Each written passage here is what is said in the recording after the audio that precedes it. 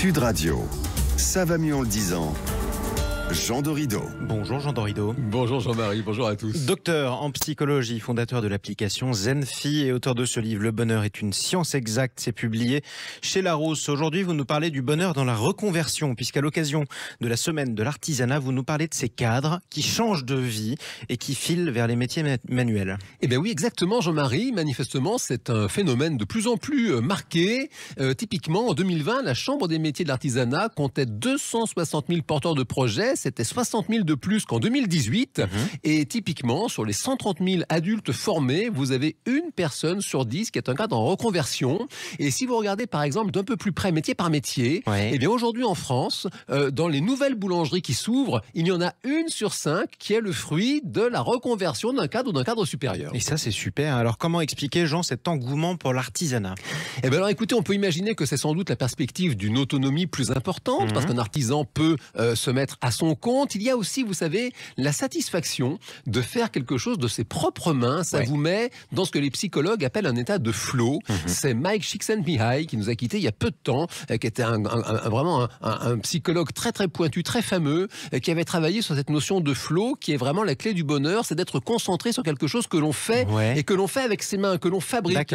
Et puis, il y a aussi le fait que l'artisanat, justement, vous voyez le résultat, donc c'est un travail qui a du sens, c'est concret, et ça, Abraham Maslow, psychologue fameux lui aussi, a expliqué à quel point le sens, c'est essentiel précisément. Et ça, c'est important. Alors pourquoi est-ce si important de donner du sens à ce que l'on fait ? Alors ça, c'est quelque chose qui s'observe en fait dans la psychologie humaine et même dans la psychologie animale.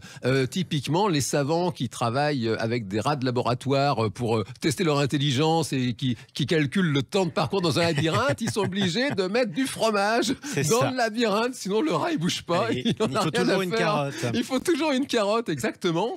Et ça, c'est un fait que depuis quelque temps, la perte de sens, eh bien, ça a préoccupé les psychologues du travail.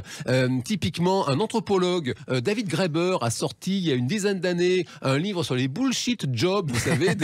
Bon, on va le traduire en français, pardonnez la vulgarité. Les jobs, les métiers à la con. Voilà, on peut dire ça comme ça, des trucs complètement bidons. Et ça a été relayé par les travaux de deux spécialistes aussi, André Spicer qui enseigne à Londres et puis Mats Alefsson qui enseigne en Suède. Ils ont parlé de la stupidity paradox. C'est le fait que les grandes organisations, parfois, eh bien, elles ont du mal précisément à se recentrer sur le sens de leur projet. S'il y a des happiness managers qui nous écoutent, qui nous pardonnent, effectivement, c'était pas personnel, on les embrasse très fort. Mais alors pourquoi, Jean, le travail dans une grande entreprise serait moins passionnant ? Eh bien, en fait, on peut l'expliquer par ce biais cognitif majeur, le fameux « je crois ce que je vois ». Et typiquement, quand vous ne voyez pas tout de suite, vraiment, avec vos propres yeux, le résultat de votre travail, c'est parfois compliqué. Ça procède justement d'une démarche personnelle. C'est la personne qui travaille dans un entrepôt de boîtes de conserve pour une association caritative.